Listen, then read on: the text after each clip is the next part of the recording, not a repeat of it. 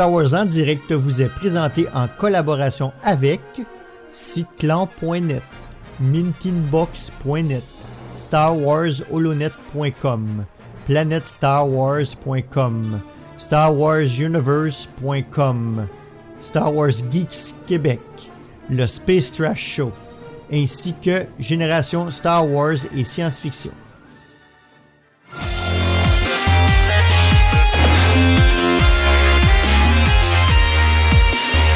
Donc bienvenue à Star Wars en direct, la voix du fandom Star Wars pour cette édition série qui sera consacrée au 3e épisode de la série The Mandalorian.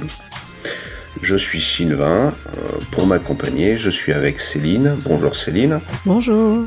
Avec notre chef bien-aimé Danny. Bonjour tout le monde. Et Thomas qui est parti on sait pas où. Post-technique peut-être. Ouais peut-être. Voilà. Un petit WhatsApp rapide les enfants. Danny, quoi de neuf? On a enregistré récemment, en fait la semaine dernière, moi et Francis, on a enregistré l'épisode littérature sur Resistance Reborn. Ça devrait paraître très très bientôt, si c'est pas de lundi. Et puis, excellent livre, on a hâte de vous entendre vos commentaires là-dessus. Et à part ça, j'ai manqué, comme j'ai dit dans l'autre épisode, j'ai manqué toute la grosse semaine de la sortie de Mandalorian puis de Jedi Fallen Order parce que j'étais en vacances, donc je suis en mode rattrapage. D'accord. T'as pu voir les épisodes et t'as pu commencer à jouer au jeu? Les épisodes oui, mais pas le jeu encore. C'est un de mes objectifs du moins me le procurer ce week-end. D'accord. Et toi Céline? Pas grand chose là, j'ai jamais autant enregistré de SWD, donc je n'ai rien entre deux, à part avoir vu le Mandalorian 3, le péché. Eh ben moi, un peu pareil, si j'ai terminé Fallen Order et j'ai enfin pu...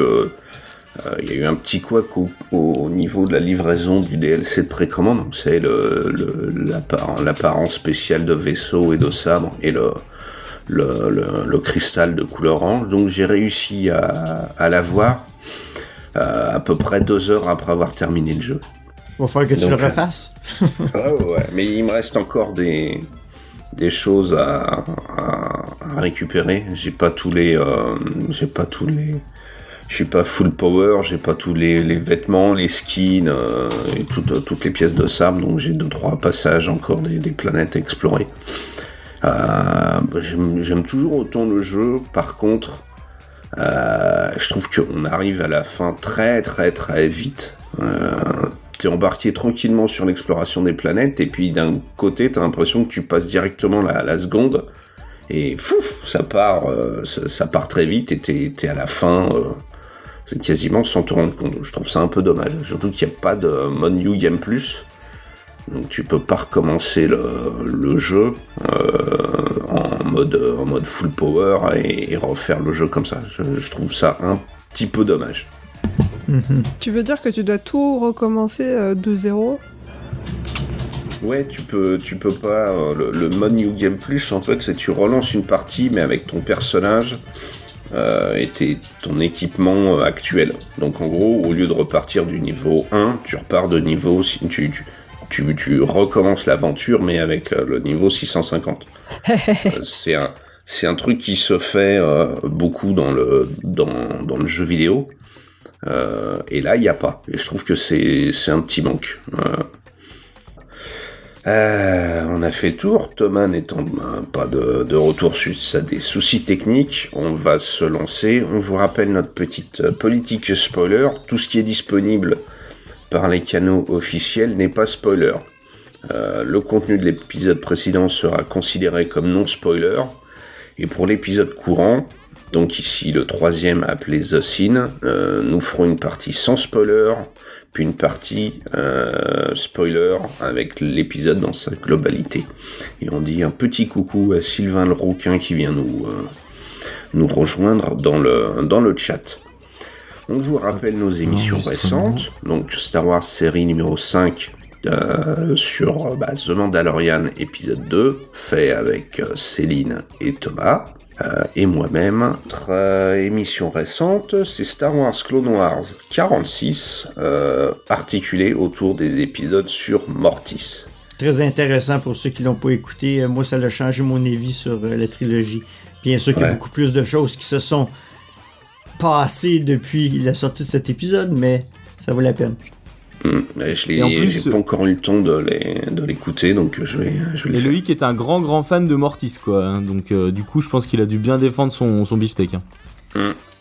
Donc, juste un petit rappel pour ceux qui nous écoutent du Québec, comme à chaque sortie de film, Sébastien Minot organise son gros événement de visionnement de films Star Wars. Donc, en fait, c'est un prix total de 60$ canadiens qui inclut souper, tirage, un programme, prix de présence, un popcorn, un gros verre collectionneur et le film à minuit dans un siège assigné en IMAX. Donc tout ça pour 60$, incluant la bouffe, le buffet chaud avant, en fait de 7h30 à 11h30 à 23h30. Donc de 19h30 à 23h30, c'est le party dans un restaurant à côté du cinéma. Et à 23h30, on se déplace dans le cinéma et puis on va chercher notre popcorn et notre breuvage gratuit et on va dans la salle IMAX à notre siège assigné et puis on écoute l'épisode 9 avec toute une bande de fous Star Wars. Donc c'est très intéressant. Pour ceux qui veulent participer à cet événement-là, cherchez sur Facebook la page Cinéphile Montréal. Cinéphile Montréal et laissez un message. Sébastien va vous recontacter si ça vous intéresse. C'est 60$ canadiens, qui est pas si cher pour tout ce que vous avez. Et l'argent va, les profits vont pour les enfants malades de Sainte-Justine à Montréal. Donc c'est une bonne cause en même temps. D'accord. Ah oui, moi je pensais que vous mettiez tout dans la poche, comme la dernière fois, Dany. Non, c'est l'officiel et l'officieux. Ouais, d'accord, ok. non, c'est toujours, ça a toujours été ça. D'accord, bah c'est cool, faire un bon film entouré de bons gens et faire une bonne action. C'est presque aussi bien que d'aller à QC. Ouais. C'est plus loin quand même pour nous. Oh, ouais, mais ça va, si on part maintenant en y allant à la nage avec les courants, c'est bon, début décembre, on est arrivé. Fabien, il l'a bien fait. Hein. Bien, alors, pour rejoindre notre communauté de fans et d'auditeurs, ainsi que pour participer à nos enregistrements live, rejoignez notre serveur Discord, et pour montrer vos couleurs, dirigez-vous vers la boutique de Star Wars en direct pour vous procurer t-shirts et produits dérivés aux couleurs de Star Wars. Le lien vers la boutique, c'est starwars.direct/boutique. Oh crap! Prepare to jump into hyperspace on my mark. All right, stand by.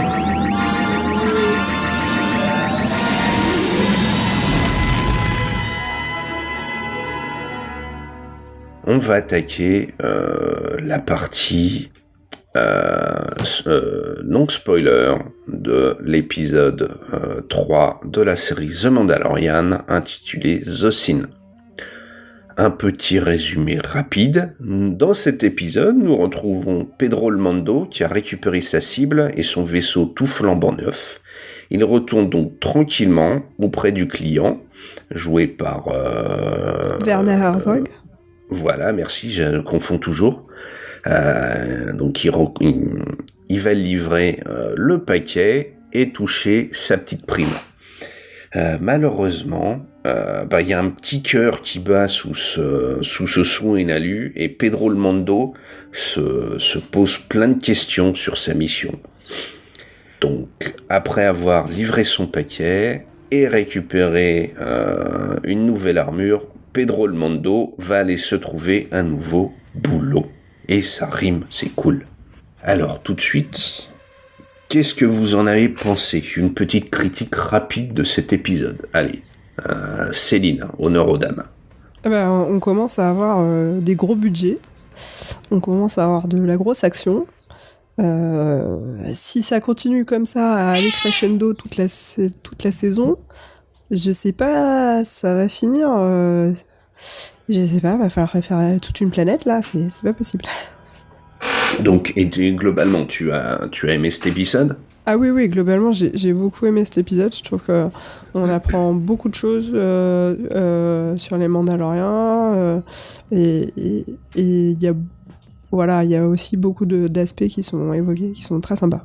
Danny? Oui, tout comme le premier, qui avait une grosse surprise à la fin, ben celui-ci aussi, une grosse surprise à la fin.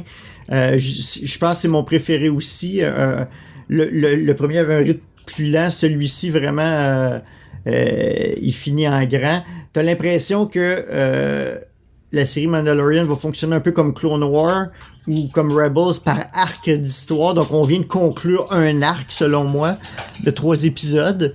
Et puis si on regarde, ils viennent d'annoncer les résumés des 3 prochains arcs en ligne. Donc j'imagine que c'est un autre bloc de 3.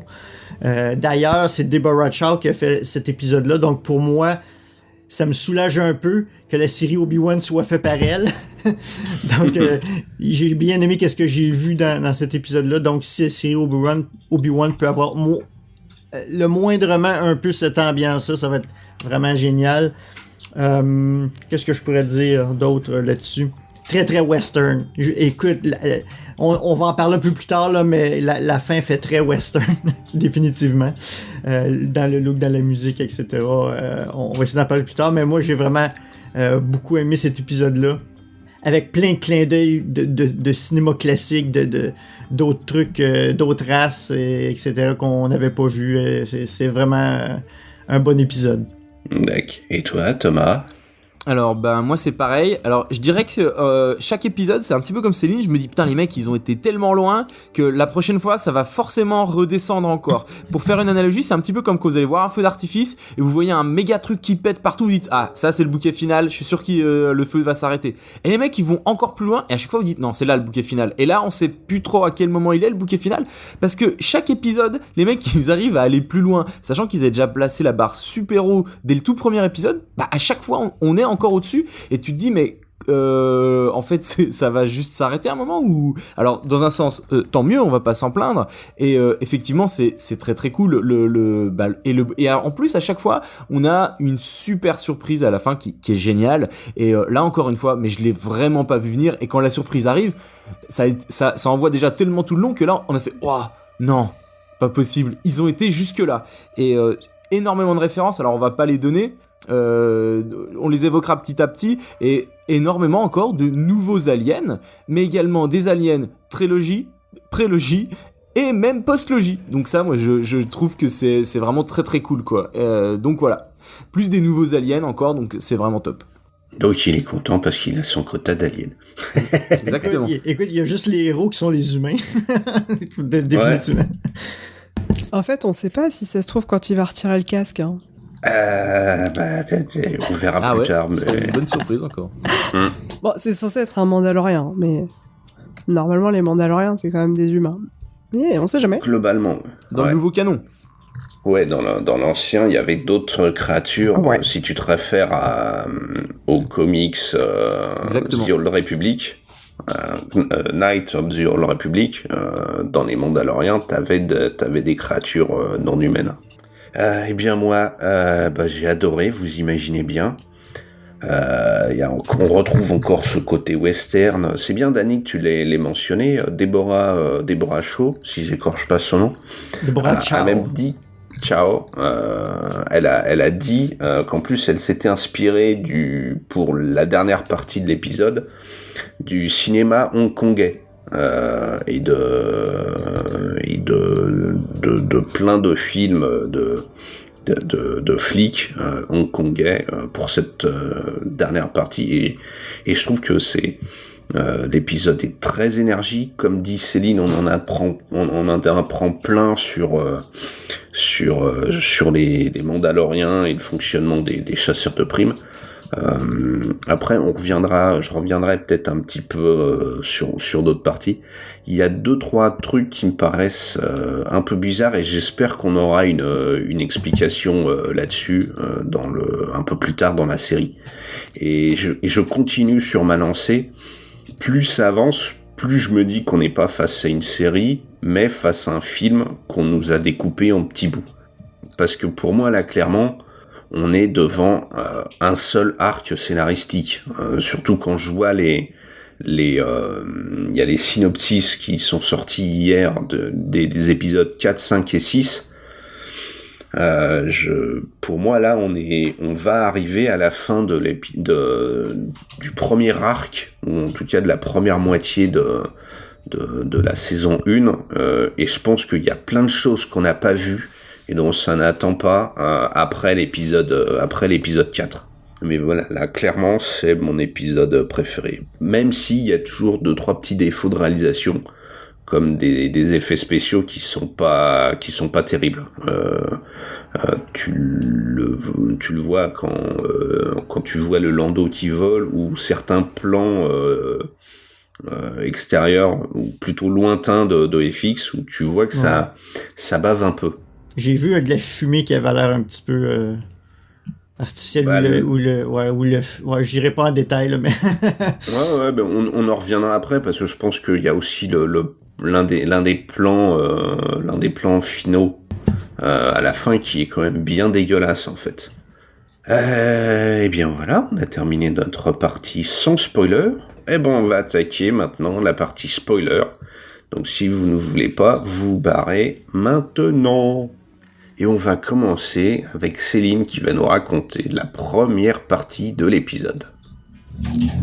Alors, on est dans le vaisseau, donc, avec bébé Yoda et le Mando. Et Greef Karga contacte le Mando pour lui dire que c'est bien joué. Donc, il est déjà tout au courant. Et puis, on a une petite scène trop mignonne où bébé Yoda se balade dans le cockpit et commence à démonter une manette, enfin, commence à manger une manette, plus exactement. Donc, on peut voir au passage comment est-ce qu'il arrive à descendre du Lando. J'avoue que c'était une question que je me suis posée dans la première fois qu'on l'a vu en dehors. Je me suis dit, mais comment il est sorti ? Et puis, il se balade dans la ville.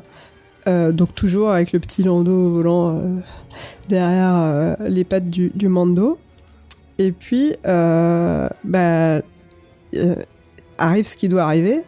Il va livrer le bébé Yoda au client. Et il réclame son dû. Et il en profite pour poser la question quand même, le Mandalorien. Qu'est-ce que vous allez faire du bébé derrière ? Et le client lui rappelle bien gentiment que d'après le code, il n'est pas censé savoir, il est censé oublier ne serait-ce que sa mission. Donc déjà, on savait pas qu'il y avait un code, donc c'est bon à savoir. Et voilà, il repart avec son Beskar si précieux. Bien. Alors, qu'est-ce que vous en avez pensé de cet arc, les enfants ? Ben, je voyais là en premier. C'est peut-être parce que je vois du Star Wars partout, mais j'ai regardé la petite boule que bébé Yoda jouait. Puis je disais, hey, c'est l'étoile de la mort. Non, parce qu'il y a une petite émotion. Je pense pas que ça a été fait juste en tant que clin d'œil. Là. C'est juste moi qui vois du Star Wars partout. Là. Puis c'est là que tu vois vraiment comment que Mando commence à apprécie de plus en plus le petit bébé Yoda. Il le traite plus comme un petit enfant. C'est pas un jouet, ça. C'est pas un... Il commence à apprécier sa compagnie, peut-être, je sais pas. Quand on descend, on atterrit par la suite. Hein. Puis je pense qu'on avait mentionné ça le premier épisode ou dans l'épisode de la bande-annonce, mais en arrière-plan, on voit un quad jumper, un vaisseau. Exactement, ouais. Ceux qui se rappellent, c'est le vaisseau que Finn et Rey, dans l'épisode 7, courent vers ce vaisseau, le quad jumper, mais il se fait exploser.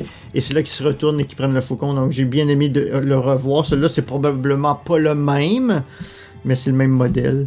Puis là, je vais peut-être plus laisser à Thomas, mais il y a plein de petits aliens qu'on voit. Je vais te laisser Thomas les décrire, là. Alors, moi, ce que j'ai remarqué, c'est que dans les premières scènes qu'on a là, c'est plutôt les aliens qu'on avait vus les premières fois. Celui qu'on a en bonus, vous savez, c'est celui qu'on voit dans le casino de Canto Bight. Vous savez, c'est qu'on les espèces de grosses gorges là qui pendent un peu. Je sais pas si vous voyez. Alors, j'ai pas vérifié, hein, j'ai fait selon mes souvenirs, mais pour moi, ils étaient dans Canto Bight, ceux-là. Et dans l'épisode 8 donc, et ils les ont intégrés aussi, donc à nouveau on revoit à nouveau des Twi'lek, on revoit quelques petites Jawa, on revoit de l'unité robot etc. qui passe, hein, de l'astromech. Mais sinon, c'est à peu près les mêmes. Et on revoit aussi le Saliaceus Crumb, enfin un équivalent en race qui est sur le grill en fait, en train de tourner toujours. Un Donc peu en plus gros, grillé. Un peu plus grillé. voilà, un peu plus grillé. Ou c'est On peut-être le celui revoit, j'ai pas fait gaffe. Si, il tourne, mais c'est peut-être celui qu'on voyait dans l'épisode 1 en train de dire ah, je veux pas y aller. Et donc peut-être que voilà, on le revoit mais grillé maintenant. D'accord. Mais sensiblement c'est la même scène et du coup c'est bien, c'est nous montrer ce même environnement mais qui évolue. Et Il y en avait un dans un habit environnemental, une espèce de space suit, là, une espèce de avec sa bulle. Oui. Et on voit un alien comme dans le... Alors on sait pas ce que c'est dedans, mais ça m'a fait penser du coup à un nouvel espoir, où on voit un mec qui se balade en cosmonaute, quoi. Et qu'on se disait, mais pourquoi lui il a un cosmonaute alors que les autres... Mais il est petit par contre. Il est typé nain, alors que de mémoire dans Mos Eisley, le gars qu'on voit avec le cosmonaute, c'est un mec de taille normale. Ouais. Et donc ça c'est pareil, belle référence encore. Il y en a plein d'autres, et après... alors, est-ce que je pars dans les aliens toutes les scènes ou juste celle-là ? Non, juste celle-là pour l'instant. Non, D'accord. ouais, Et après, on aura d'autres races encore qu'on revoit en fonction de l'avancement du truc. Et juste pour rebondir sur ce que tu disais, Dany, la scène effectivement avec le fameux levier de vitesse, hein, si on peut donner une équivalence dans notre monde réel, c'est clairement la scène importante en fait, puisque c'est celle qui à un moment va le faire switcher par la suite, quoi. Donc cette scène, elle est vraiment importante. Et c'est vrai que comme vous dites au Québec, c'est so cute. Moi les gamins, quand à chaque fois qu'il y avait une scène mignonne avec bébé Yoda, ils sont là, oh non il est trop beau, et du coup ça veut dire qu'ils disaient, oh non j'espère qu'il va pas le donner. Tout le long de l'épisode ils étaient fin excités à la première fois qu'on l'a vu, deuxième fois plus cool, mais tout le long ils étaient stressés, on se dit, oh mais taisez-vous quoi, parce que là c'est chiant, on n'entend plus rien, ils disent, oh non bébé Yoda il est trop mignon. Et clairement les mecs ils ont bien monté le truc, quoi. Bah oui, clairement on a de l'empathie pour cette créature, hein. Bon, on est tous au courant que ce n'est pas un bébé Yoda, mais on l'appelle comme ça parce qu'on n'a pas d'autre nom. Et puis c'est vrai, il y a et sur internet c'est le terme officiel que tout le monde reprend, hein. Oui, même John Favreau a dit c'est correct que les gens l'appellent bébé Yoda pour l'instant. Ouais. Ah ouais. Donc peut-être qu'on aura un nom après, ou des révélations sur son identité. Mais je peux espérer la race au moins, ça serait le fun. Ouais, ce serait marrant qu'on apprenne juste au moins le nom de la race qu'on nous... Moi j'aimerais bien les caractéristiques aussi. Oui, mais là on n'est pas couché, hein. Un autre aspect qu'on n'a pas mentionné non plus, c'est le fait qu'il reparle au client. On a la confirmation que c'est bien le client qui avait engagé les autres chasseurs de primes qui, eux, étaient engagés pour le tuer. Donc c'est intéressant aussi de voir que potentiellement le client, lui, voulait la mort du bébé Yoda, et c'est peut-être juste parce que le scientifique était là au moment où le Mando était là qu'il a eu l'ordre de le garder vivant, puisque manifestement pour les autres Bounty Hunters c'est pas le cas. Alors moi j'ai pas compris ça comme ça, j'ai compris que la mission c'était la même pour tout le monde, de récupérer bébé Yoda, mort ou vif. C'est juste que dans la guilde des chasseurs de primes, la seule règle c'est si t'as moyen de buter un collègue qui peut te ramener une prime, tu peux le faire. C'est comme ça que j'ai compris le discours avec le client. Non, parce que IG-11 a bien dit qu'il était là pour ramener la prime morte. Ah, d'accord. T'es sûr que c'est pas un choix de sa part ? Parce que les mecs, ils leur donnent deux options, et lui, peut-être que c'est son style de buter, alors du coup, il s'est pas posé la question, il dit, bah, moi, direct, je tue, quoi, tu vois ? Non, parce que si tu réécoutes, quand le Mando voit le client, il lui dit, ramène-le vivant, et si tu ne peux pas, ramène-le mort, mais la prime sera plus faible. Donc il a intérêt à le ramener vivant, lui. Est-ce que du coup, dans le style du IG-11, est-ce que lui s'est pas dit, rien à foutre, je préfère une prime plus faible, mais je vais moins me faire chier avec un bébé qui bouge, quoi. Non, c'est pas ça qu'il dit. Hein. Il dit, mon ordre, c'est de le ramener mort. Donc ça voudrait dire un autre commanditaire. Bah, c'est ce qu'on avait pensé quand on avait vu ça. Enfin, voilà, c'est ce qu'on dit aussi, notre alter ego team québécoise. Mais manifestement... Alors, ça vient quand même du même client, puisqu'il mentionne le fait que il a mis d'autres gens dessus, quoi. À moins, à ce moment-là, qu'on ait des éléments du scénario qui nous aient pas encore été révélés, et qu'il y a encore d'autres personnes qui courent après eux que l'Empire.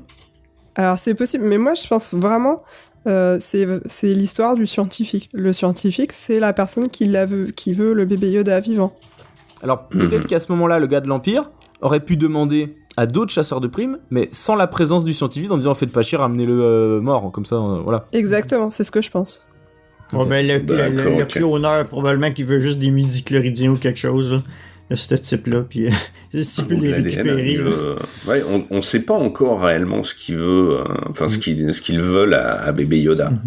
Et ce Non. qu'ils veulent. On a sauté un peu en avant, mais est-ce que on peut mentionner l'éléphant dans la pièce qui est l'espèce de la machine à crème glacée là, qui venait de l'Empire contre-attaque dans lequel le Beskar était, qui était un personnage un peu Easter egg d'Empire Strikes Back, c'est sur Bespin pendant l'alerte, c'est Will Rohood, c'est il y a beaucoup de monde qui se déguise en ça d'ailleurs, qui se costume en ça, l'espèce un personnage qui se sauve avec une machine à crème glacée qui était le props avait été fait à partir en 1980 avec une machine à crème glacée et le contenant dans lequel le Beskar est, c'est ce props là qu'il y avait dans l'Empire contre-attaque.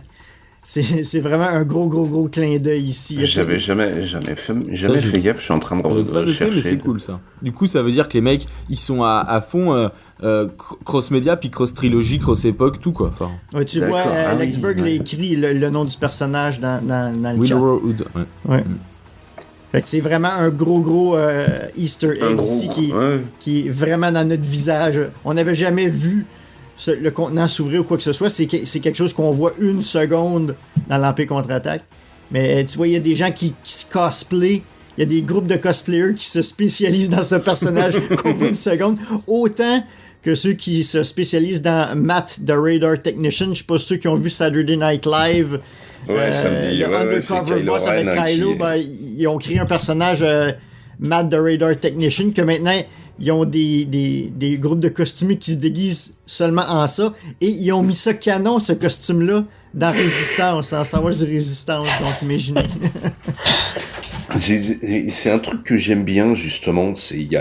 On va chercher, contrairement à ce que je trouvais un peu chiant finalement dans la série Rebels et parfois Clone Wars, où les mecs en permanence allaient te chercher des dessins de Ralph McQuarrie et tu disais, vous avez vu, on a placé encore des trucs de McQuarrie.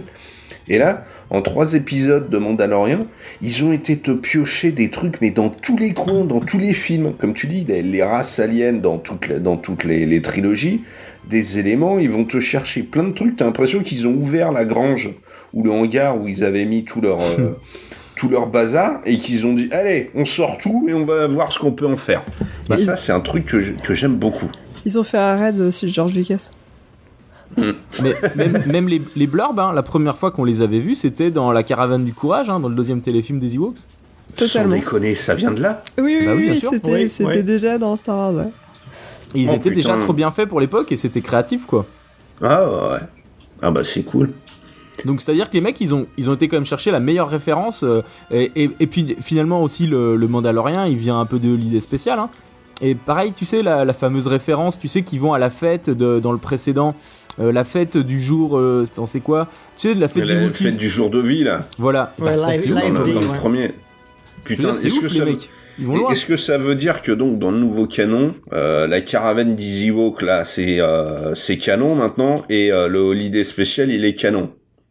On va pas aller jusque-là. On va pas jusque-là, tout ce qui n'est pas canon, parce que c'est du Star Wars. C'est du Star Wars légendaire, c'est tout. On peut juste Mais dire ça- que les Blurgs viennent de Endor, ça peut être canon, mais qu'est-ce qui s'est passé avec la famille, etc. Probablement pas. Oui, parce que Bien. en plus, dans la caravane du courage, Sindel, elle vient de la Terre, donc du coup, c'est un peu bizarre sinon. Oh, commence pas, c'est qu'un détail. Comment ça, bien. ils auraient fait n'importe quoi dans les Ewoks? Je comprends pas. Bien, on a terminé sur cette première partie. Tom, tu vas te lancer sur la deuxième. Oh Ok. Alors, juste quand tu mets, parce que c'est marrant le Pedro le Mando, mais alors moi ça me fait penser à Pedro va au Brésil. Et du coup, tout de suite, je trouve qu'il perd tout d'un coup quand tu dis Pedro le Mando, ça perd un peu en classe. J'ai piqué ce surnom à notre collègue Thibaut, République de Outrider. Hein, et maintenant, je l'ai dans la tête, donc tu dis coup, Pedro le Mando et puis basta. Donc c'est Pedro qui se rend pas au Brésil, donc mais chez les Mandaloriens. Donc par contre, ça reste sur la même planète. Hein. Et dans le même quartier quasiment, a priori, parce qu'on nous précise pas forcément, donc c'est étrange que les d'autres Mandaloriens soient pile là à ce moment-là, mais bon, ils retrouvent donc cette espèce de leader local des Mandaloriens qui est une forgeronne. Hein. Elle s'appelle la forgeronne, a priori. Elle s'appelle la forgeronne. Ouais, a priori, hein, c'est son nom officiel. D'accord. Et donc, il arrive avec son armure toute défoncée, puis elle lui dit, va falloir faire quelque chose. Et donc là, il sort le Beskar, et aussi quand il arrive, tous les autres Mandos qui sont dans le couloir commencent à le regarder un peu mauvais. Moi j'ai pris ça un petit peu comme de la jalousie, c'est-à-dire que cette espèce de parvenu, parce que lui visiblement il est pas super bien placé dans le niveau des Mandaloriens. D'ailleurs il a même pas de jetpack. Moi ça c'est un truc que mon fils m'a fait remarquer en disant mais pourquoi il a pas de jetpack, ce serait plus facile. Donc du coup on sent qu'il est un petit peu en dessous. Et donc, il décide en fait de lui retirer son casque, et donc ça part dans un espèce de combat. On se demande même s'ils veulent pas lui prendre son Beskar. Moi, c'est comme ça que je l'ai pris, en se disant il le mérite pas, ce parvenu. Et en fait, ils vont pour se latter la gueule. Donc a priori le Mando il lâche pas quand même, mais la forgeronne avec le statut qu'elle a, le moment où elle leur dit stop les gars, c'est fini, vous arrêtez les conneries. En fait, tout le monde s'arrête. Donc on peut imaginer qu'elle déjà elle a un certain charisme ou un certain statut. Alors on sait pas si c'est officiel ou officieux. Et donc à ce moment-là, du coup tout se calme. Elle leur rappelle le code des Mandos et ils ont une phrase qui revient. Je l'ai perdu d'ailleurs. C'est Mando quoi? For the way. J'allais en anglais. A secrecy is our survival is our strength. Et en français, du coup, si on devait le traduire, parce que je l'ai perdu, moi je l'ai regardé en VF. Ce serait la voix des Mandos ou un truc comme ça. Il y a deux trucs. C'est ça. Il y a comme plus un dicton que la forgeronne dit, qui est notre secret, le fait qu'on est caché, c'est comme ça qu'on survit, puis notre survie c'est notre force. Mais plus tard, l'espèce de quote, la mention, un peu comme t'avais dans l'autre épisode. C'est ce que j'ai dit, là. Ouais, c'est ça. Mais, en fait, mais ici, c'est This is the way. Donc, ça doit être en français, ça doit c'est être la voix. Ceci est la voix. Ceci est la voix. Ouais. Et en gros, ça fait un peu le cri de ralliement des Mandaloriens. Et donc du coup on lui demande quand même s'il a jamais enlevé son casque et il dit non j'ai jamais enlevé. Ok, c'est bien, personne te l'a jamais enlevé. Non. Donc on sent que c'est hyper important et ça nous donne des éléments de la culture mandalorienne, enfin de la nouvelle culture mandalorienne, puisque qui est pas forcément la même que dans l'ancien canon. Et donc du coup à ce moment-là il lui dit je vais te refaire une armure à ce moment-là en Beskar. Donc on sent qu'il va être au top. C'est en gros ça devient un chevalier d'or, hein, si je fais une analogie Saint Seiya. Et du coup effectivement ça claque, hein. On sent qu'il a upgradé quand il l'a. Et il lui dit il reste un peu de Beskar. Si tu veux, je te fais des oiseaux siffleurs dans le gantelet. On sait pas trop ce que c'est, mais on se dit que ça doit être cool, mais que c'est limité. Et donc, faudra les utiliser avec parcimonie. Donc, voilà. Donc, moi, j'ai quand même senti, je vous le dis, j'ai quand même senti que c'était des sacrés intégristes, ces Mandaloriens-là. Et ça sent que les mecs, ils ont l'air cool parce qu'ils mettent des pains, mais... Je sais pas, d'un point de vue moral, ils ont l'air de craindre un peu quand même s'ils sont badass. Pour moi, c'est pas des entre guillemets mecs bien. Hein. À vous. Je voudrais rajouter sur l'histoire des oiseaux siffleurs. Elle lui propose aussi de faire son blason. Et il veut pas parce que elle veut faire. Elle lui propose de faire le Mudhorn, donc c'est l'espèce de rhinocéros laineux. Ouais. Et il dit non, je l'ai tué avec l'aide de mon ennemi. Et du coup, il mentionne qu'il donne ce qui reste de Beskar aux orphelins. Moi, j'ai trouvé ça intéressant aussi de voir cette chose dans le personnage, il était prêt à donner des choses aux orphelins, et puis aussi le fait que les Mandaloriens sont organisés avec des orphelins, mais qui sont quand même élevés pour être des guerriers finalement, puisque ce qu'on leur offre c'est du Beskar, hein, on leur offre pas des bonbons ou je sais pas quoi. Alors moi, contrairement à Tom, je trouve pas que ce sont des intégristes. C'est justement l'idée que je me faisais d'une caste de guerriers. Le seul petit point, moi, qui me gêne, c'est qu'on ne sait pas pour quelles raisons ils sont obligés de se cacher. On comprend que c'est à partir de la chute de l'Empire qu'il leur est arrivé un truc. La purge. Et qu'ils ont... c'est clairement c'est pas indiqué, mais c'est sous-entendu que la purge, c'est à cause des impériaux. Parce que mais étant donné que l'Empire, ça fait 5 ans qu'il est détruit, pourquoi est-ce qu'ils sont encore terrés dans les sous-sols? Ils te le disent là, on sort que un par un. Si pour ça, c'est même, il y a un peu de jalousie et de rancœur entre les autres Mandaloriens. Lui a l'air de se balader librement à l'air libre et les autres sont terrés. Et c'est ce détail-là que j'aimerais savoir, parce que si je comprends qu'ils ont été traqués par les impériaux et qu'ils auraient été obligés de fuir, et que a priori on sait que Mandalore a pris très cher sur cette purge, pourquoi ils sont encore terrés? Ça fait 5 ans qu'il y a plus que l'Empire a chuté et qu'il y a la Nouvelle République. À mon avis, ils prennent le temps de se reconstruire en tant que groupe. Et ils le font en souterrain pour pas que... pour l'instant, c'est juste des petits groupes terroristes qui essayent de se remonter, mais qu'à terme, ils vont redevenir un gros groupe, quoi. Moi, je pense pas que ce soit des terroristes. Hein. C'est pas des terroristes, hein. C'est des chasseurs de primes. Non, mais je parle du point de vue de l'Empire. Mais il y a plus d'Empire, c'est ça le truc. De ce qu'il en reste, ouais. Mais je suis même pas sûr que c'est jamais été des terroristes d'après l'Empire. La purge, tu peux purger des gens juste parce que t'estimes qu'il y a un danger, même si tu les estimes pas comme étant des... Enfin, en fait, on parle de l'Empire, quoi. C'est quand même les méchants. Ouais. Oui, tout à fait. Non, mais sauf que, rappelle-toi, même les rebelles, du point de vue de l'Empire, c'est des terroristes. Tu vois ce que je veux dire ? Mais là, c'est différent. Si on se réfère aux épisodes de Rebels qui font parler les Mandaloriens, alors, la purge, elle arrive quand, comment, et pour quelle raison? Pour moi, j'ai une idée, mais je suis pas sûr. Pour moi, c'est un petit peu comme, si je fais l'analogie avec Dragon Ball, c'est un peu comme quand Freezer, il déglingue tous les Super Saiyans, parce qu'il se dit, merde, eux, s'ils montent trop, ils pourraient nous gêner, donc on va les dézinguer, et après, il en reste quelques-uns par-ci, par-là, mais le temps qu'ils se remontent, ils se doutent que si jamais les Mandaloriens se remontent à plusieurs, ils pourraient très bien mettre un sale coup à l'Empire, donc ils surveillent qu'il n'y ait pas de trop grands groupes qui puisse être une menace. Et d'ailleurs, j'en profite juste pour citer, on a JF qui nous dit que le gros Mando bleu serait a priori joué par Jon Favreau et que ce serait un du clan Vizsla. Oui, j'ai vu ça soit dans les crédits ou je me souviens plus c'est où j'ai vu ça. Mais je reconnais pas sa voix à Favreau, c'est ça qui est bizarre.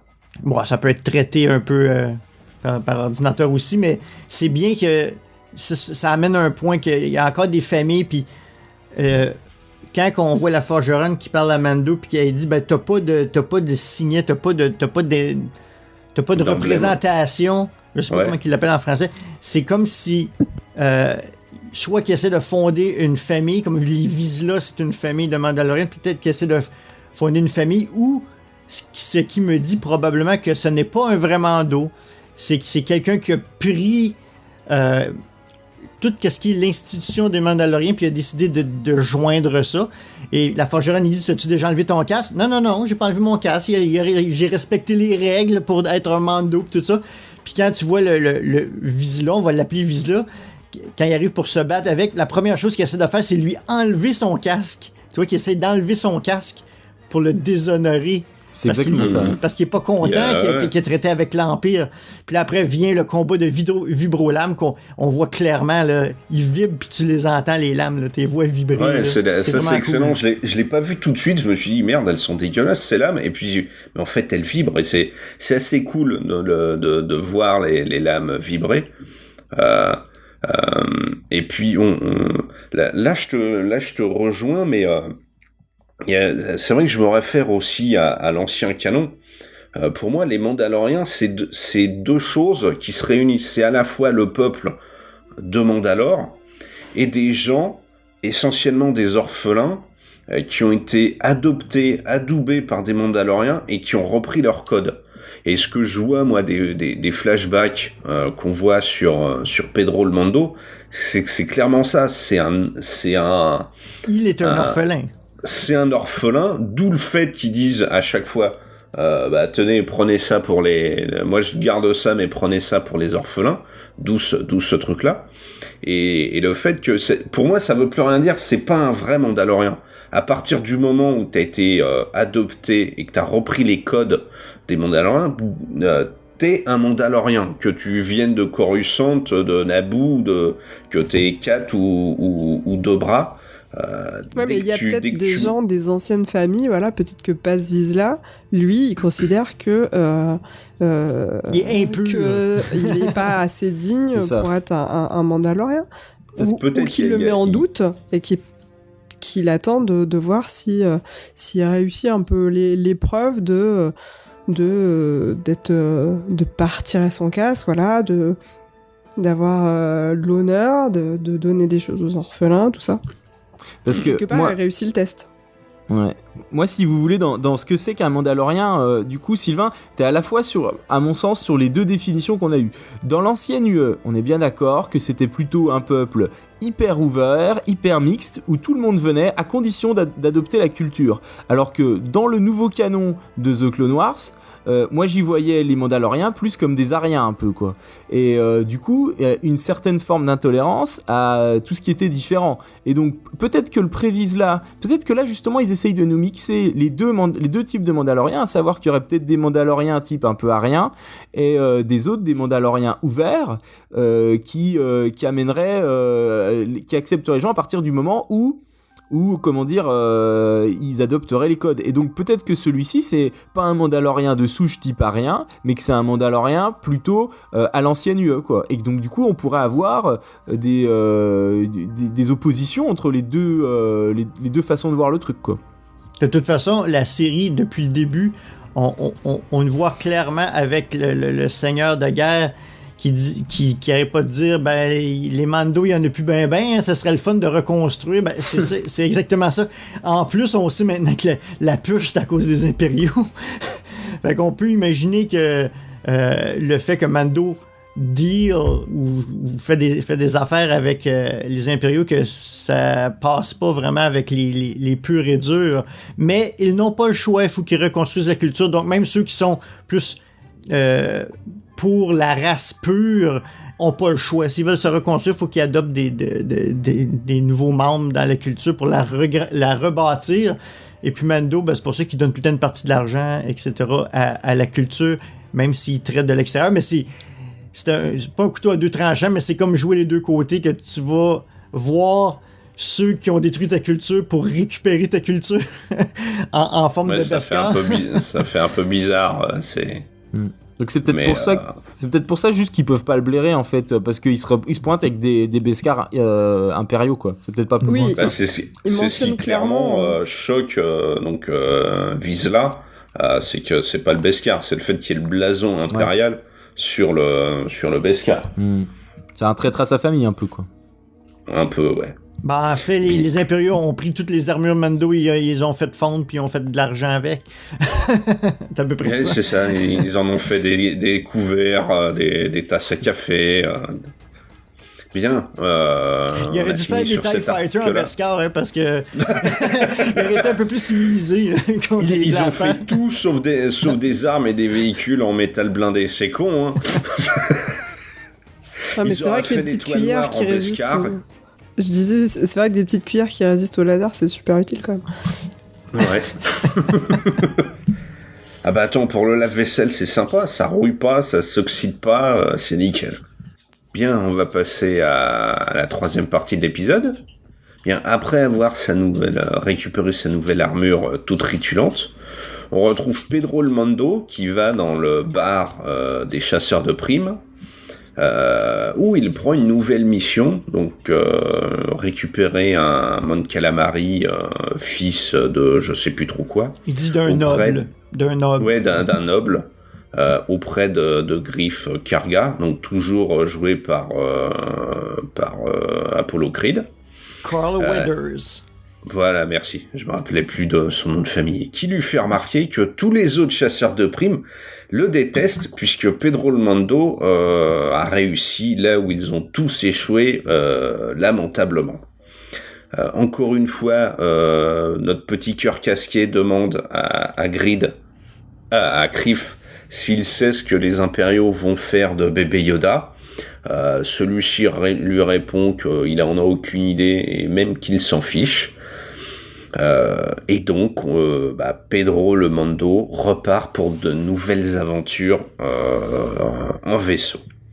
Alors, qu'est-ce que j'ai vraiment trouvé dans cette scène-là comme c'était tellement le Greef Karga était tellement fier. C'est comme voici mon meilleur employé. Il crie à haute voix pratiquement dans le bar. C'est le foutage de gueule envers tous les autres. Là, c'est lui qui est le meilleur dans tous vous autres. Vous êtes tous des pourris sauf lui. C'est l'employé du mois un peu. Ouais, c'est ça.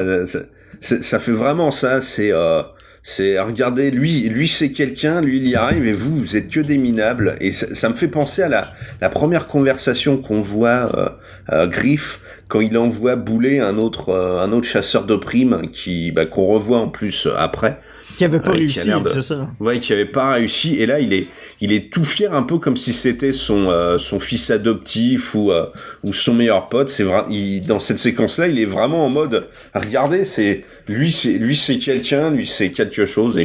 Et même j'ai adoré la gueule de tous les autres quand Pedro rentre dans le bar. Tu sens qu'il est détesté, mais instantanément par tout le monde. Et moi, ça m'a fait marrer. Et surtout que t'as l'impression à ce moment-là que les autres Mandaloriens peuvent pas le blairer, les autres chasseurs de primes peuvent pas le blairer. En gros, tous ceux qui sont à l'intérieur de toutes les castes auxquelles il appartient, il est pas blairé. C'est sûr que Greef Karga est content parce que lui il a eu sa cote de sa guilde. Là, donc, son meilleur employé, il lui a rapporté beaucoup d'argent. Donc, quand même. Et on peut se demander aussi s'il y avait eu d'autres intermédiaires sur le coup. Il est peut-être content que ce soit lui qui ait eu justement ce petit bonus d'intermédiaire et pas un autre. Oui, il y a ça. Après, c'est vrai que comme tout a l'air localisé, le client, les Mando et Greef sont dans la même... je sais même pas si on peut appeler ça une ville, parce que ça a l'air surtout d'être une rue, en fait, ce truc-là. Je pense que les impériaux, enfin le client a demandé essentiellement aux mecs qui étaient là, donc je suis pas sûr qu'il y ait quelqu'un, par exemple, sur une autre planète qui était contacté, mais il est fier comme un pape là, le Greef. On dirait que sur cette planète-là, il y a seulement des chasseurs de primes, un petit groupe d'impériaux puis un petit groupe de Mando et c'est tout. Ça a l'air vraiment d'un encampement ou un outpost plus qu'un village en fait. Là, on peut peut-être le mettre sur le côté budget, quoi. Ah oui, ils ont tout mis. Oui, je pense qu'il y a ça. Ils ont tout mis. Ils ont mis 3 groupes de gens qui a priori se détestent dans une même rue. Donc, Mais je trouve ça sympa. Et puis ça fait Greef. Il me fait penser un peu à un patron de la mafia ou un baron comme ça. Tu sens qu'il est le boss de cette. A priori, il est le boss de cet avant-poste. Mais Sylvain, tu disais tout à l'heure, on dirait que c'est juste une rue. Ben, pense à la plupart des westerns qu'il y a au cinéma. C'est exactement ça. Et alors, je sais pas si vous avez remarqué, mais au niveau donc des différentes races, là du coup j'ai pas mal de trucs à dire. Alors déjà, le fameux datapad en fait sur lequel on nous présente la prime, on nous dit c'est le fils d'un roi machin qui s'est échappé, et je me suis demandé si c'était pas un descendant de Lichar. Donc Lichar qui était le prince Mon Calamarien, vous savez, qui s'oppose justement à l'Empire à l'époque. De mémoire, il se fait tuer justement. Mais il se fait tuer dans la série Star Wars en comics. Mais est-ce que du coup, il a pas des héritiers, un cousin, un neveu? Et on nous dit que c'est le fils héritier d'une grande famille. Donc voilà, je me suis demandé si c'était pas ça. S'il n'y avait pas un lien avec ça. Au début, j'ai pensé à Lichar, puis quand j'ai été vérifié, j'ai vu qu'il était mort et je me suis rappelé après. Ça, c'est le premier alien qu'on voit. Donc, du coup, la prime était de 3000 crédits. Je sais pas si vous l'avez vu. Ouais. C'était marqué en dessous. Est-ce que c'est un gros montant? C'est quand même un bon montant. Donc, ouais. Alors, donc du coup, voilà. À savoir qui c'est, peut-être qu'on aura des éléments. Et mes gamins, je sais quand ils ont dit ça, waouh, trop bien, on va aller sur la planète des démons calamariens. Et bah non, du coup, je pense pas finalement. Ils disent la planète, c'est Ocean Dune of Karnak. Oui, donc c'est pas, c'est pas Mon Calamari. mais ce serait a priori une planète, peut-être, il faut espérer d'eau quoi. Bon. Ben, Ocean Dune, ça peut être des dunes sous-marines de Ouais. Karnak. Et là, ça pourrait être chouette. Je sais pas comment ils l'ont appelé en français, ce Par contre, lieu-là. En termes de budget, quand tu regardes pour faire Aquaman, ce que ça a coûté d'aller sous l'eau et tout, enfin, c'est ouf quoi. Enfin, Ouais, ok, ouais. ça m'étonnerait qu'on en aille là. Et alors, au niveau des autres races, donc je sais pas si vous avez remarqué, on a un Zabrak beige à un moment. Oui, on le un voit peu- bien à la fin, là, Ouais. pendant le combat Voilà. final. Ouais. Et on le voit déjà dans la cantine. Dans la cantine, oui. Du coup, je sais que les gamins, du coup, m'ont fait cette remarque, m'ont dit, mais pourquoi il est pas noir et rouge celui-là ?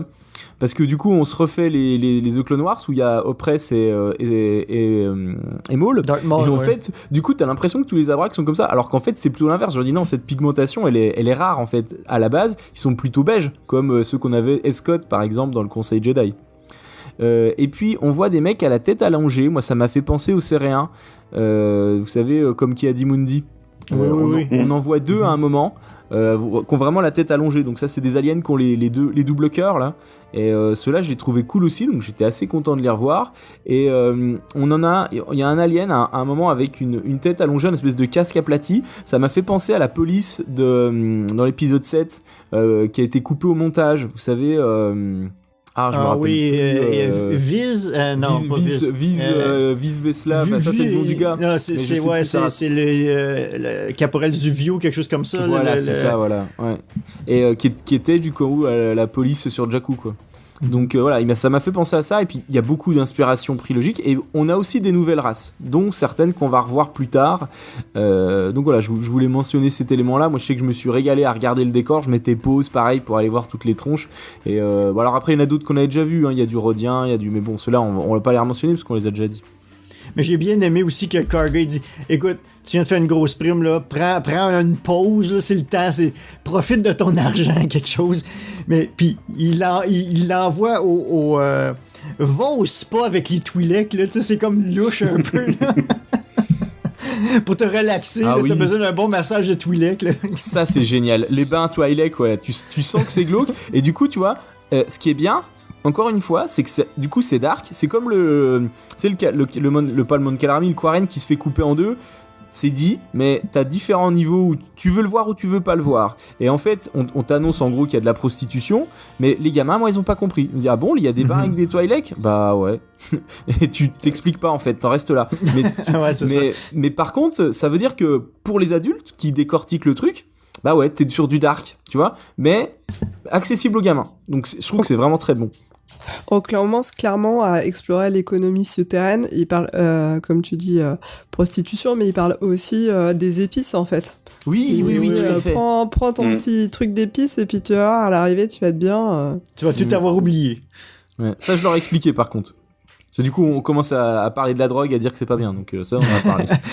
Donc fais gaffe, hein, si tes gamins se mettent à sniffer de la coriandre ou du curcuma dans ta cuisine, hein, je leur dis c'est pas la même épice, ça va pas faire la même. Tu vas poser la coriandre et réfléchir à ton avenir. Ouais, c'est ça, exactement. La chose aussi que je me suis posé la question, je crois, dans les 3 premiers épisodes, que c'est la première fois qu'on mentionne la Nouvelle République. Parce que Karga, il dit Oui. il a choisi une mission qui était loin dans le Core World, là, mais il dit va au cœur de la galaxie, puis si ça te dérange, qu'est-ce qu'ils font, là, leur truc, l'Empire, la petite cellule de l'Empire, ben va voir la République, puis dis-leur, tu sais, tout simplement. Donc, je pense que c'est la première fois qu'on entend Nouvelle République dans la série. Bah, les éléments de comment dire de géopolitique, moi je trouve que c'est génial quoi. Ça rajoute une dose réelle au truc en fait quoi. Oui, puis c'est mentionné au fil de l'eau. Tout à fait. C'est pas artificiel dans le scénario. Vraiment, on est dans un univers construit. Ouais, c'est normal quoi en fait. Voilà, je le cite, c'est normal. On n'explique pas quoi. Et c'est encore mieux quoi. Eh bien, on va attaquer la dernière partie. Chef, à toi. Bon, en fait, Monsieur le Mando retourne dans son vaisseau tout penaud, du moins avec sa nouvelle mission. Et là, il s'assit dans son cockpit et juste quand il démarre le processus de lancement de son vaisseau et il arrive vis-à-vis la petite manette et qu'il n'a pas revissé la petite boule dessus que bébé Yoda avait, il commence à réfléchir. Et là, comme tu dis, Sylvain, son petit cœur change d'idée et il ferme tout et il retourne au quartier général secret de l'Empire et fait son infiltration. Il commence par arracher, il cogne à la porte, l'espèce de petite sonde sort, il arrache le petit droïde, le petit œil, il se sert d'un petit détonateur thermique pour s'ouvrir une porte sur le côté, et là vient toute l'infiltration et il réussit à se rendre jusqu'à la salle médicale, on pourrait dire, où est-ce que bébé Yoda est sur une table en train de se faire scanner par une machine. Et puis là, tu as justement le Dr. Pershing qui est là, qui dit non, je suis ici pour le protéger, il est vivant grâce à moi, etc. Et on voit aussi un droïde interrogateur qu'on voyait dans A New Hope, qui menace le Mando, qui rapidement, le Mando tire sur cette droïde sphérique. Et puis, en 2 temps, 3 mouvements, Mando disparaît avec le bébé dans un petit... dans une petite couverture, parce qu'il n'y a plus son landau qu'on a vu qui était dans le conteneur à côté de la bâtisse. Et puis là, instantanément, quand il a quitté le bâtiment, toutes les sondes que tous les chasseurs de primes avaient se sont réallumées. Possiblement que le seigneur de primes a réactivé la biométrie ou le machin. Et puis là, maintenant, tous les chasseurs de primes savent que la cible est libre à nouveau. Donc, tout le monde veut la prime, incluant Greef Karga. Et puis, bien sûr, Mando, lui, qui essaie de retourner à son vaisseau, se fait embusquer par toute la bande des chasseurs de primes entière, la guilde au complet, avec à sa tête Greef Karga qui dit non, tu viens de briser les règles, on ne retourne pas voler une prime qu'on a retournée, etc. Et il décide, dans un geste très western, d'affronter tout le monde seul. Et une grosse bataille s'installe. Et quand tout semble perdu, les Mandalos arrivent avec leur jetpack. Une scène directement tirée de Clone Wars, pratiquement. Ils viennent et sauvent de Mando, qui réussit à se sauver à son vaisseau. Greef avait quitté un petit peu d'avance et surprend le Mando à bord du Razor Crest.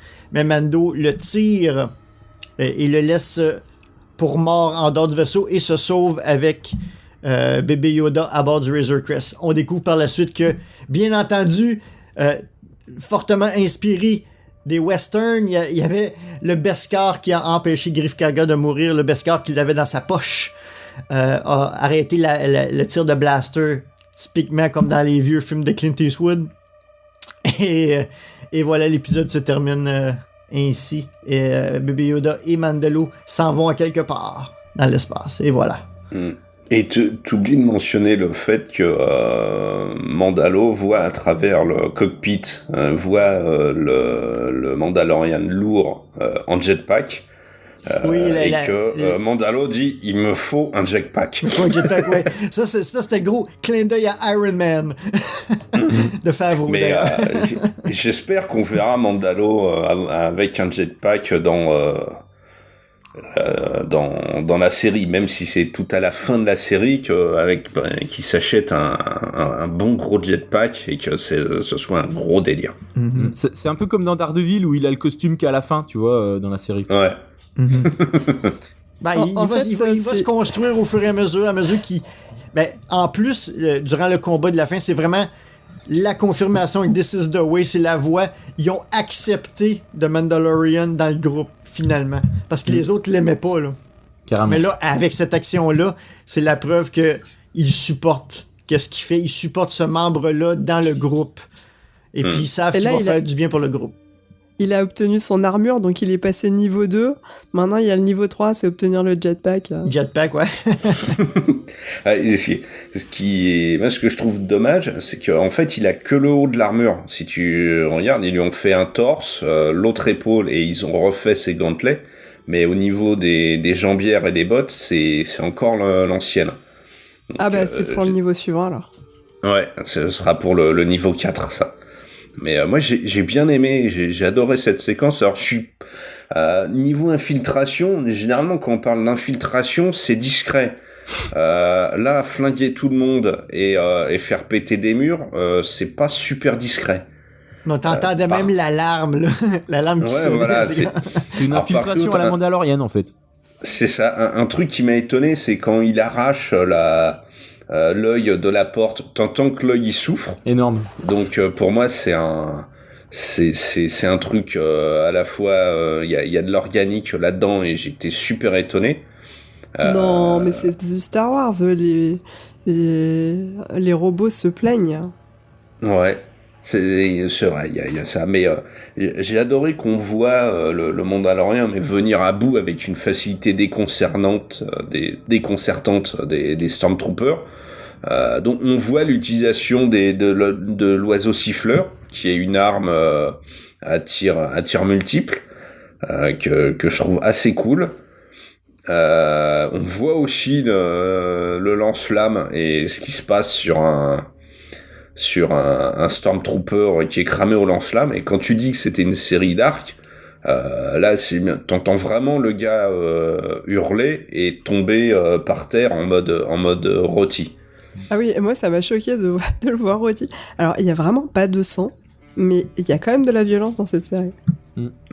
Alors ça, moi, les petits, par exemple, quand ils ont regardé la bagarre, ça les a pas choqués.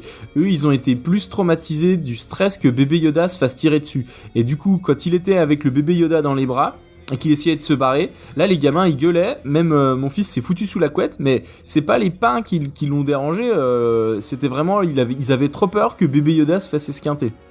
Ouais, c'était l'empathie de la scène ouais, et donc en fait, qui leur faisait plus d'émotion, quoi. Exactement. Donc ça veut dire que je me suis dit, vu dans l'état qu'ils étaient quand on regardait ça, je me suis dit ça doit être vachement bien fait, parce que nous effectivement on dit ouais c'est cool, ça rend bien, mais eux je pense qu'ils ont vécu le truc vraiment à 2000%, et je pense que voilà, en termes de stress ça doit être super bien foutu, quoi. Il y a plusieurs choses que j'ai aimées dans toute la séquence finale, puis je commence même à bord du Razor Quest quand il déclenche toutes les switches. Toutes les switches. Oui. Ça me faisait tellement penser à la bande-annonce de Solo. Quand il faisait clic, clic, clic, clic, clic. C'était vraiment un beau clin d'œil. Puis je pense que c'est toi, Sylvain, qui disait comment il était expressif lors de la dernière émission, qui était expressif sans voir son visage.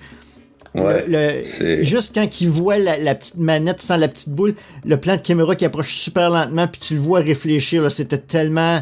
Tu le voyais derrière le casque à ce moment-là, c'était vraiment carrément clair. Là. Tu voyais son émotion malgré tout. Sa façon de stopper, justement, parce qu'il arrête son geste quand il voit la manette sans la boule, et même pendant le combat, tu vois comment il le pose dans un coin à l'écart, et que il commence à flinguer tout le monde, et même la séquence avant Mando, la séquence Mando Rescue, tu vois qu'il est au-dessus de bébé Yoda, et tu sens qu'il dit merde, comment je vais m'en sortir, et j'ai trouvé ça cool.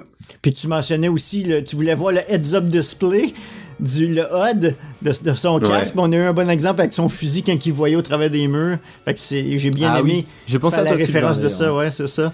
Et alors le truc, c'est que je ne sais pas si ce qu'on voit là, c'est à travers son casque. Pour moi, c'est à travers la lunette du fusil. Oui, je pense que t'as raison. Qu'on voit. Et est-ce que vous avez pas trouvé ça à un moment, moi, quand il a fait la scène où il se battait tout seul, j'étais quand même content que les Mandaloriens arrivent, ne serait-ce que pour la crédibilité, parce qu'à un moment le chasseur de primes, alors ok il y a les codes du western, mais qui se bat contre 20 mecs et qui se fait, enfin qui se fait pas encore laminer, c'est quand même un peu too much, je trouve, non? Pas vous, ça vous a pas... Non, je m'en fous, j'adore Léon, et ça arrive souvent, donc là, je m'en tape. Je me doutais que les autres Mando allaient arriver. Ah bon? Ah bah pas moi, mais moi aussi, j'aime ça, tout ce qui est One Man Army, là, tout ce qui est comme le film Commando avec Schwarzenegger ou ben, c'est ça, ou ben il est tout seul Rambo, et- c'est comme un homme qui contre tout le monde. J'aime ça de façon générale, puis il y a beaucoup de jeux vidéo qui sont comme ça aussi, hein, t'es tout D'accord, seul mais contre une armée. Hein. Vous êtes d'accord, enfin l'aspect absolument pas réaliste, enfin, vous allez me dire on est dans Star Wars, mais ça vous gêne pas vous ça? Parce que dans la vraie vie, le mec, même si c'est un cador, je pense qu'il se fait défoncer en vrai. Bah déjà, non, il est en Beskar, le mec. Ouais, c'est ça, le je t'ai pour Beskar dire, qui sauve. son Il- Beskar il- aide beaucoup, ouais.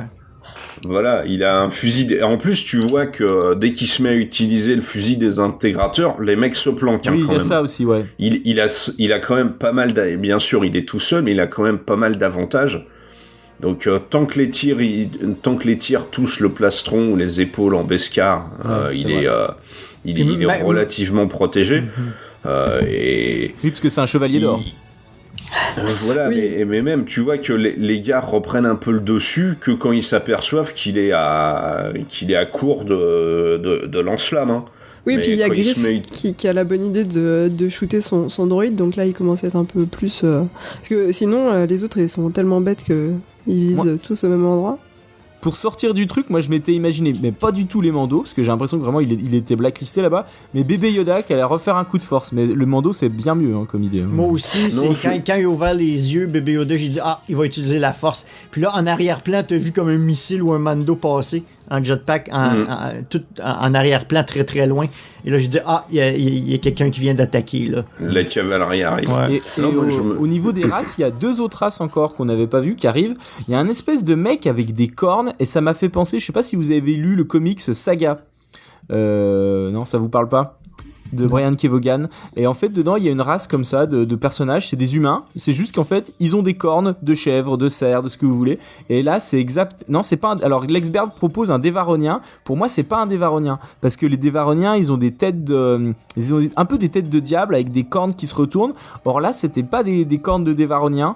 C'était vraiment des cornes d'une race qu'on n'avait pas vue. Il a vraiment la tête d'un humain, un vrai humain. Et il a des cornes bizarres, quoi. Donc, vous regarderez, mais pour moi, c'est une nouvelle race. J'ai pas fait gaffe, j'irai regarder. Il est à gauche du chef de la guilde et juste à sa droite, il y a une autre race d'aliens que j'avais jamais vue.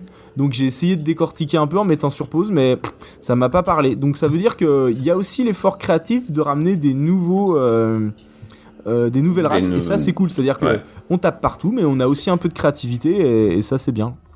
Avez-vous vu ce que je considère un clin d'œil à Anne Shot First? Tu vois, une espèce de rodien Grido qui arrive pour tirer, mais c'est Mandalou qui le désintègre en premier. Ah non, j'ai pas vu. Oui. si, c'est je crois qu'en plus c'est le premier, premier alien qui désintègre avec. C'est le deuxième, le rodien orange un peu quoi. Ouais, voilà, qui est planqué derrière une caisse et en fait il le désintègre. Un autre clin d'œil que j'ai vu, je vais vous mettre une image dans le chat. Je crois que si vous regardez, c'est quand il s'en va vers le conteneur, que Lando, l'espèce de petit conteneur avec l'espèce de propulseur qu'il y avait bébé Yoda.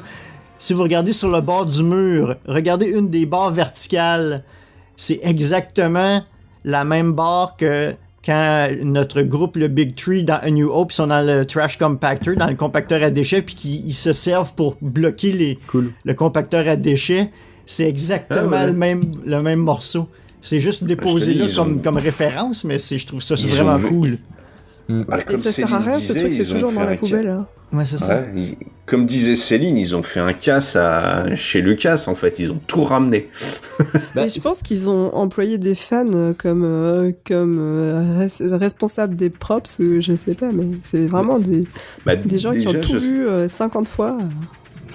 Déjà, je sais pas si t'avais vu, mais ils avaient au départ demandé à des acteurs et des cascadeurs de jouer les impériaux. Donc les soldats impériaux, les Stormtroopers. Sauf que les mecs ne se tenaient pas correctement.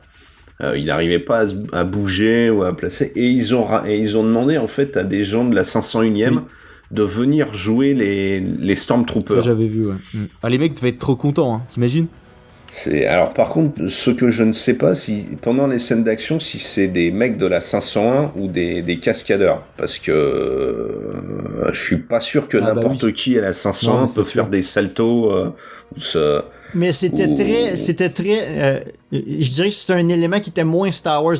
La façon que les Storms se positionnaient sont très loin de ce qu'on avait dans la trilogie classique, sont beaucoup plus dans des positionnements modernes, avec le blaster, avec même la lampe de poche dessus, qui est comme, c'était comme première fois qu'on voyait ça, je crois. Tu sais, les blasters avec la lampe de poche pour voir dans le noir. Ouais, alors que Ça, c'est vraiment des positions très normalement, modernes de combat. Ouais, les lampes, elles sont apparues, je crois, dans la nouvelle trilogie sur les blasters, alors que techniquement, ça ne sert à rien, puisqu'il y a des amplificateurs de lumière dans les casques. Donc ces lampes ne devraient servir à rien. Et moi, c'est un truc à Donner chaque leur fois position. Voilà, c'est ça. Ah bah, c'est un truc, par contre, qui me fait sortir du truc. Les lampes sur les armes ou sur les casques.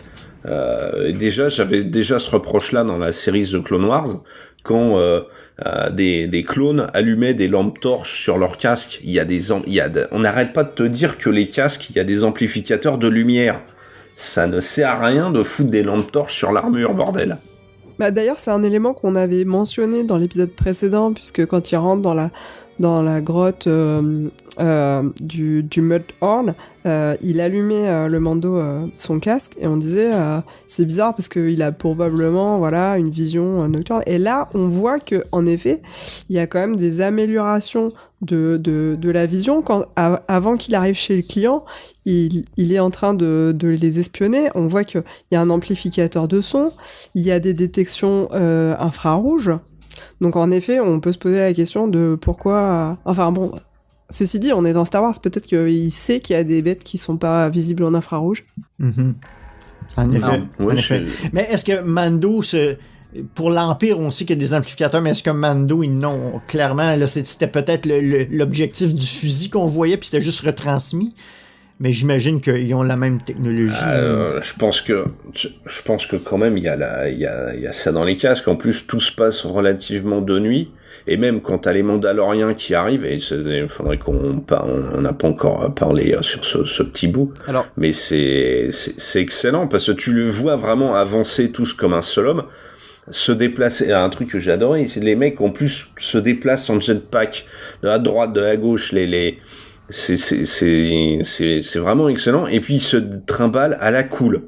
Ils te butent les mecs avec une facilité déconcertante, et en mode comme un qui est je crois en vert avec les épaules rouges ou oranges, le mec tranquille, pouf pouf pouf, et j'ai adoré ça.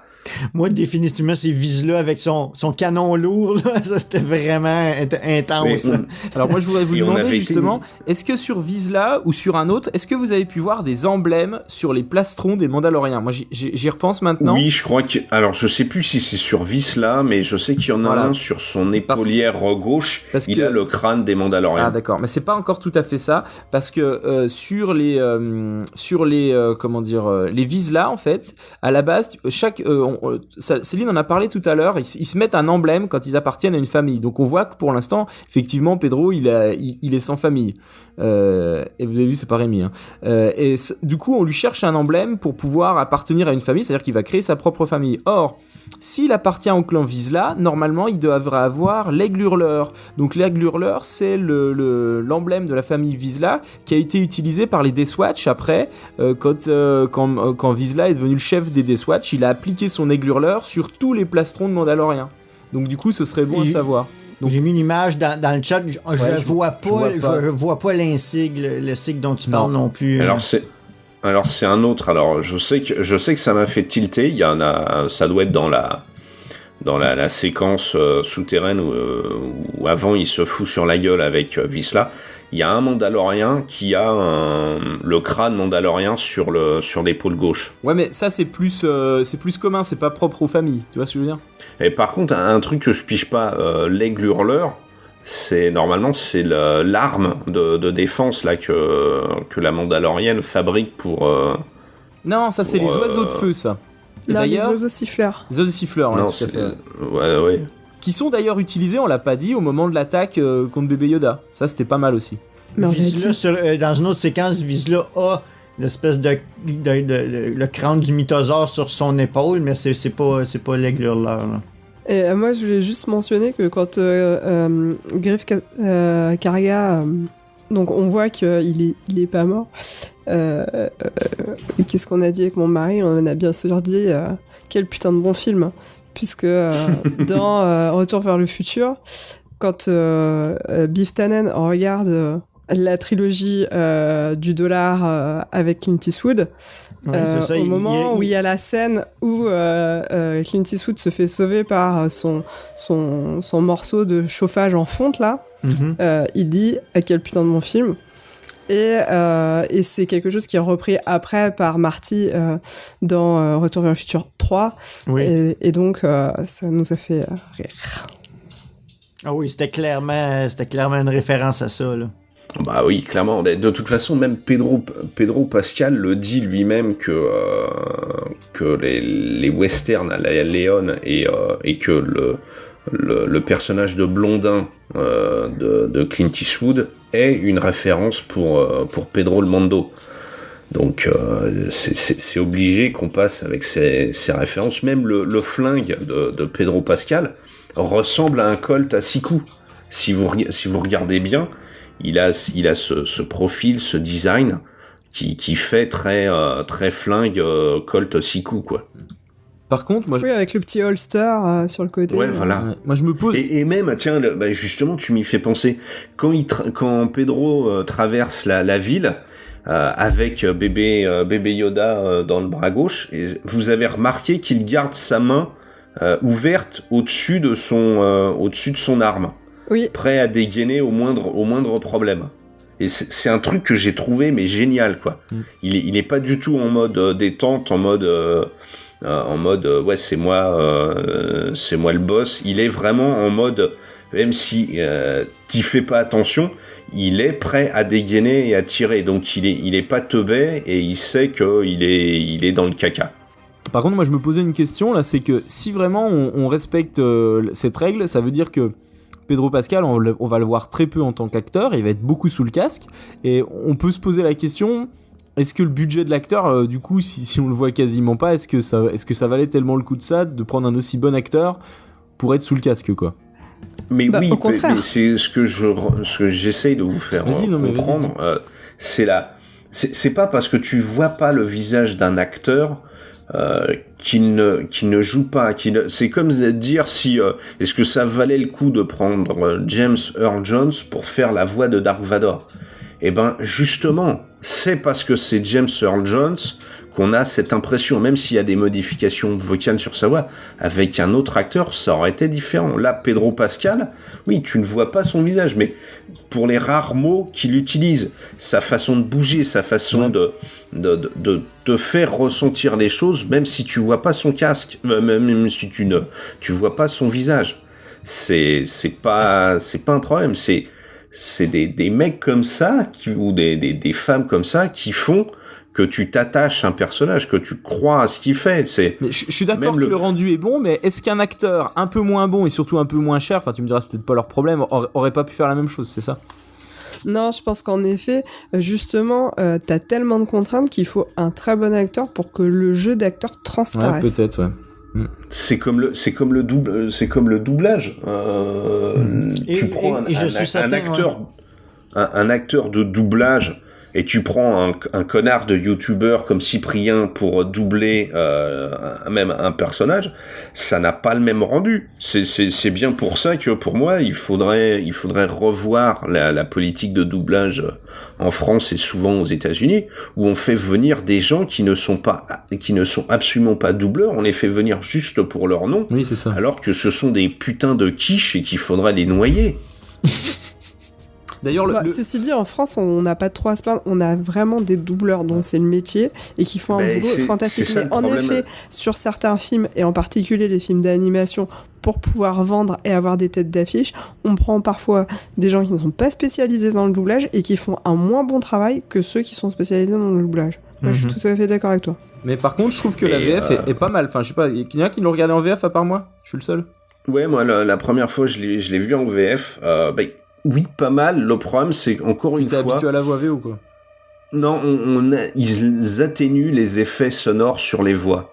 La voix de Pedro Pascal en VO, tu sens que c'est sa voix mais retransmise par un micro diffusé par un haut-parleur.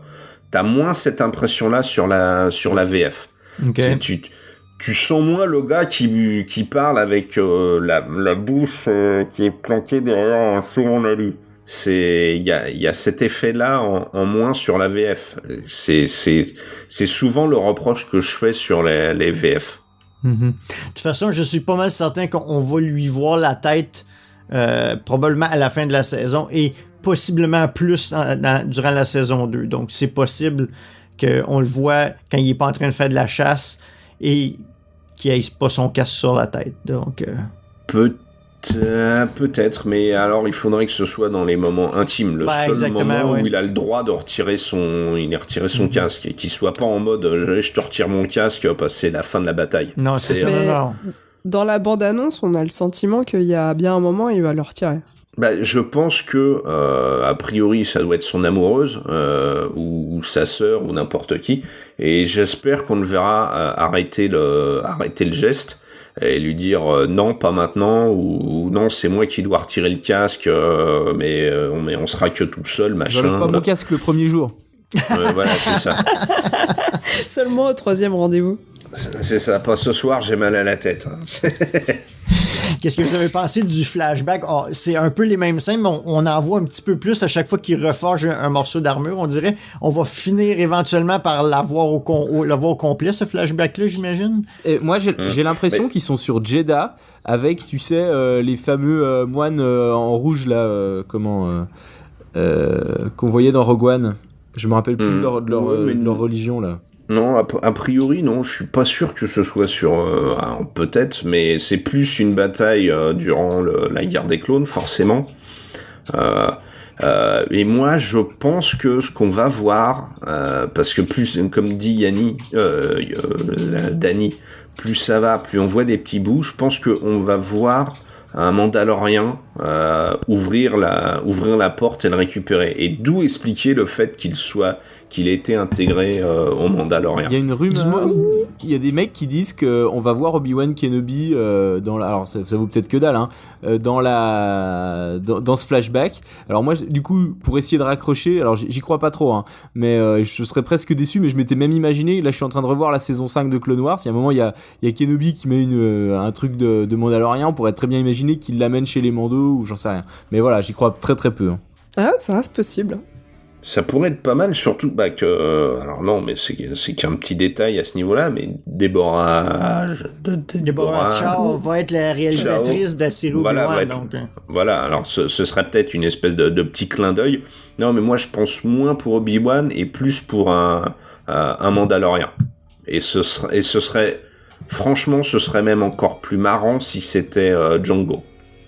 Non, Boba, puisque si c'est la période trilogique. Non. Si c'est pendant la guerre des clones, Boba il a 10 ans. Oui, tu as raison. D'ailleurs, on voit un super battle droid, donc ce serait plutôt Django, tout à fait. C'est pendant la guerre des clones, donc ça peut pas être Boba. Et le super battle droid, on en a même pas parlé, c'est génial ça. Non, enfin, je trouve trop bien en vrai comme ça. Ça peut être Obi-Wan habillé en Mando. Peut-être, mais j'y crois. C'est pas sourcé, hein, c'est juste, c'est des rumeurs. Hein. Ouais, mais c'est une théorie. Eh ben, on a fait le tour, les enfants. Ah si, un truc aussi, dans la scène flashback, à un moment, je sais pas si vous avez vu, quand se referment les portes de la cave, ça fait une espèce de coupure, comme une visière de Mandalorien dans laquelle on voit à travers. Ouais, ça fait le barreau. Ouais. Et j'ai trouvé ça très cool, quoi. Comme la transition, hop, c'est là que je suis devenu un Mandalorien, quoi, c'est à partir de ce moment-là. Ouais, voilà, c'est cool. Pour ça, tu vois, toute la séquence me fait dire que quand ce sera rouvert, ce sera des guerriers mandaloriens qui viendront le récupérer. Donc, techniquement, le prochain épisode, on devrait avoir l'introduction de Cara Dune enfin. Je pense que l'épisode, c'est celui qui est dirigé par Bryce Dallas Howard, donc la réalisatrice. Et après, on revient avec la même séquence des 3 réalisateurs qui viennent de faire les 3 premiers, donc Dave Filoni, Eric Famuyiwa puis Deborah Chow pour l'épisode 5, 6, 7. Pour finir la série, Deborah Chow? Non, c'est Taika Waititi qui fait le dernier. D'accord, ok. Okay. Ça va finir en grand, là. Parce que vraiment, cet épisode-là, Mais tiens, il Ça- va ramener Thor. Oui, IG-11, parce que c'est lui qui fait la voix. Ah ouais. Non, mais vraiment, cet épisode-là, qu'est-ce que le sentiment que j'avais à la fin de l'épisode, on dirait une fin de saison. Oui. C'est le gros climax et il réussit sa mission et cliffhanger, ben pas un cliffhanger, mais il s'en va vers d'autres choses qui serait une saison 2. Mais tu sais, là, on est juste au début, puis ça a l'air vraiment d'une conclusion. Et vous avez vu aussi quand le Razor Quest sort des nuages, comme c'était beau.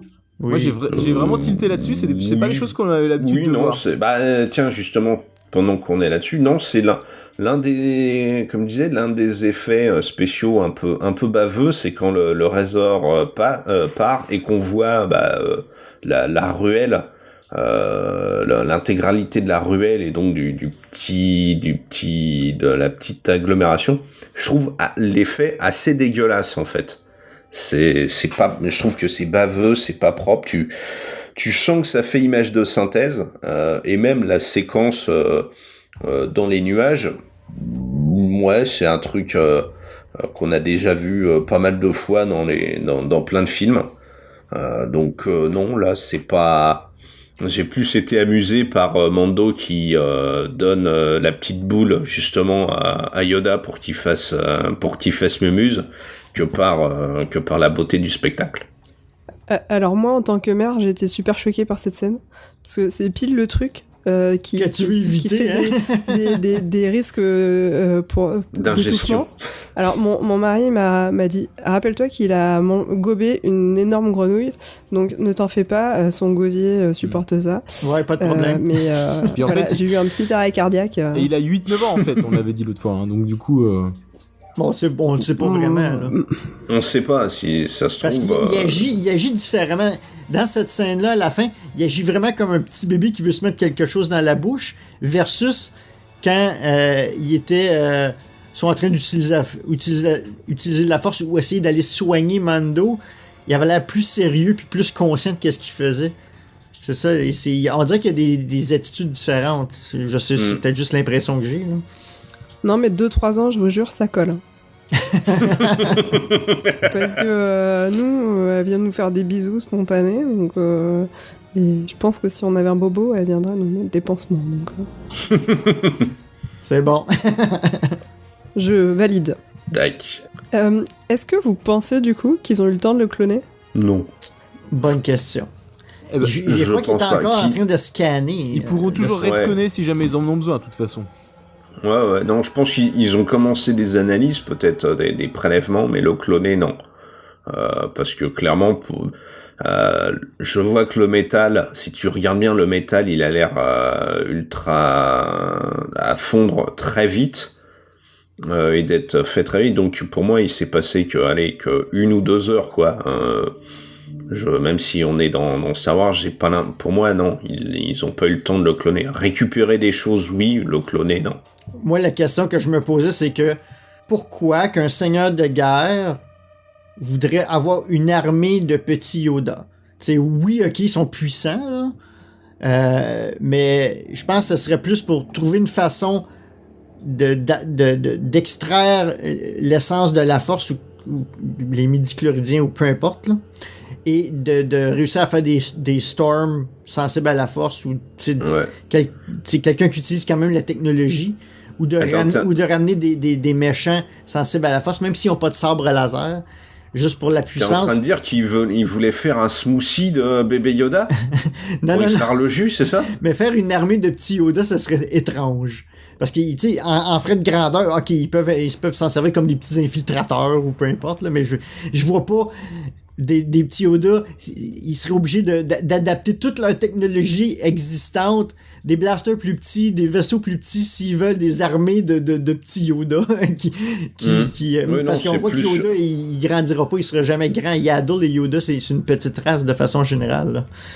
Non, c'est plus pour choper les midi-chloriens, arriver à cloner la force plutôt que cloner Yoda.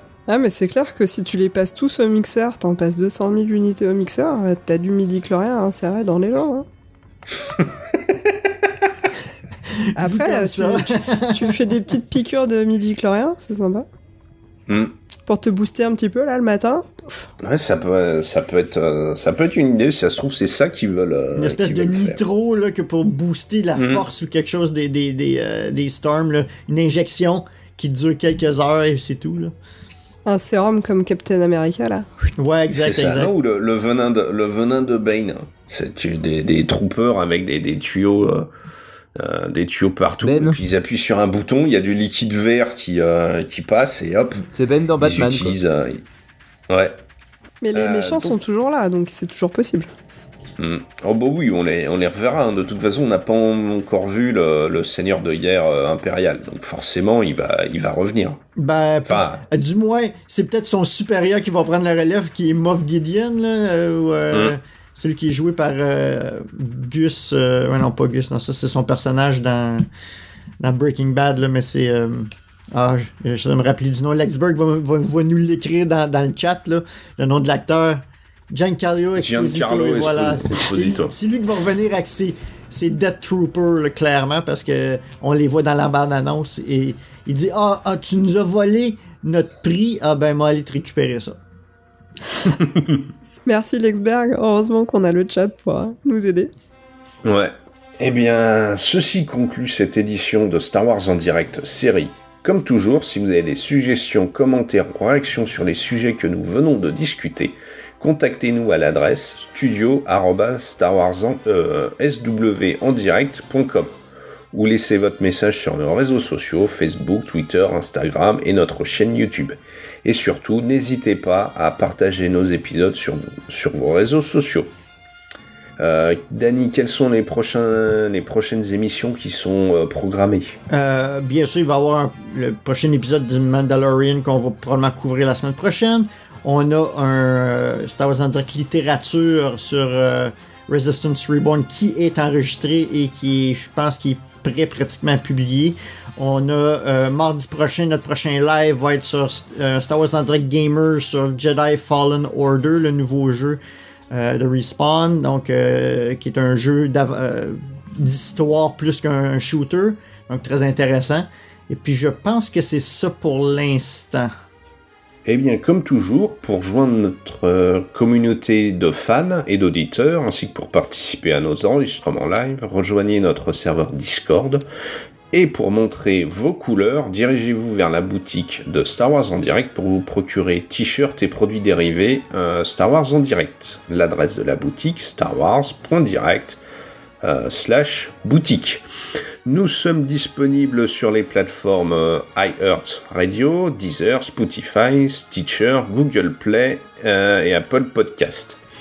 Un grand merci à nos différents partenaires, Meetingbox, Star Wars HoloNet, Site Clan.net, Planète Star Wars Universe, Star Wars Geek Québec, Génération Star Wars et Science-Fiction, ainsi que Jeff et Kim, le Space Trash Show. Voilà.